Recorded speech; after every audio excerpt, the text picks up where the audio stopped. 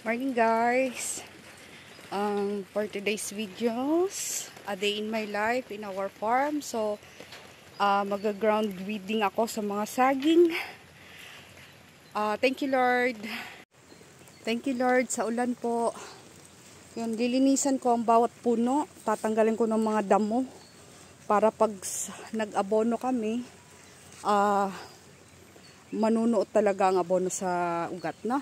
So, naulan guys. So, ito yung gamit ko pang ground weeding. Kakalkalin ko lang siya. Ganito siya guys.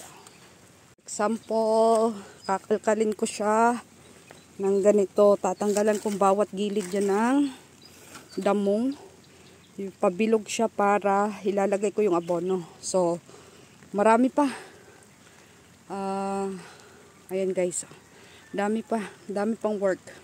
Thank you Lord for this day. Salamat sa ulan Lord na ito po yung hinihintay ko na para madiligan ang aming saging, no? Kasi kulang talaga kami sa saging, tagtuyo na.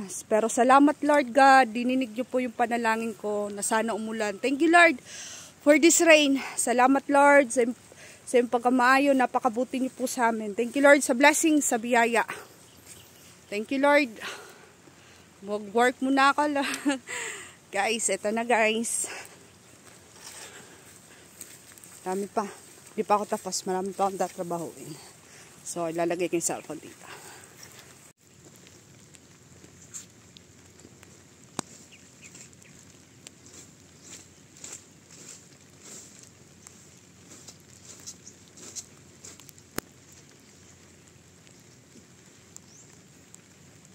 Ulan. Sarap sa pakiramdam. Pawis. Tas na ako guys. Ganun talaga ang mga warriors. Diba? Marami pa guys. Marami pa.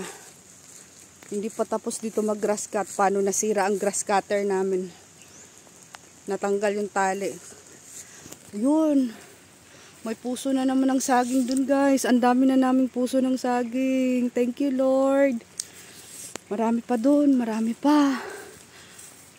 Hindi ko alam kung nasa na yung iba. Pero marami nagsusulputan ng mga puso ng saging. Yung dalawa na yun. Tapos yung isa pa doon. Andun niya sa dulo. Wow, bago na naman to guys. See, ang dami pa. Ang damo pa. Ha?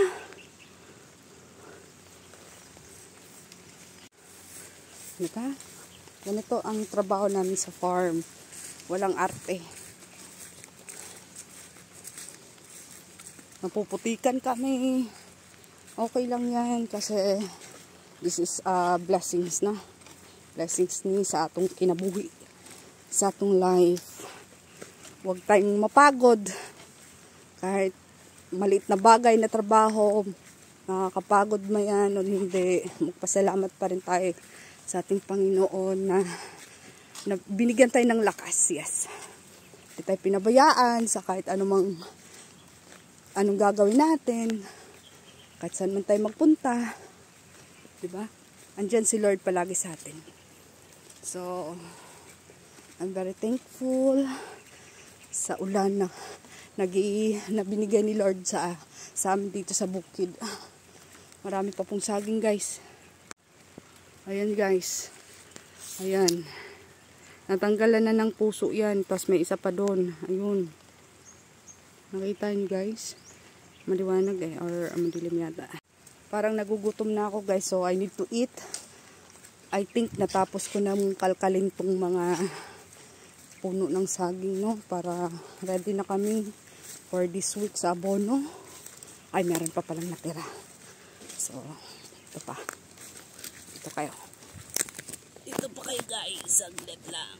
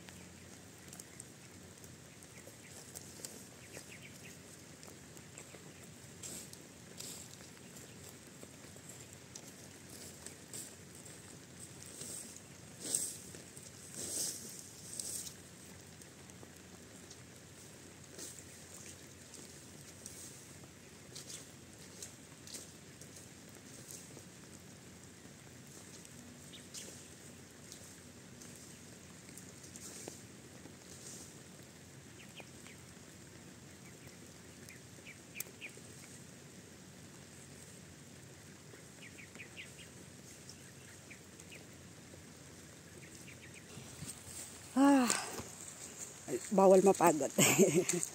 Dapat happy lang, no? Kasi marami pang trabaho. Marami pa. Yan pa guys, marami pa. Marami pa. So, feeling ko nagugutom na ako. Kakain muna ako, no? Kakain muna ako. Kasi nagugutom na ako. Anong oras na? Time check. 10:25. So, hindi pa ako nakain ng breakfast. So, ito pa yung breakfast ko. Nagbaon kasi kami. Para in case of, matagalan kami. Busog kami. Hindi kami magutom na. Thank you, Lord. Thank you, Lord. Bye, guys. Bye. God bless you all.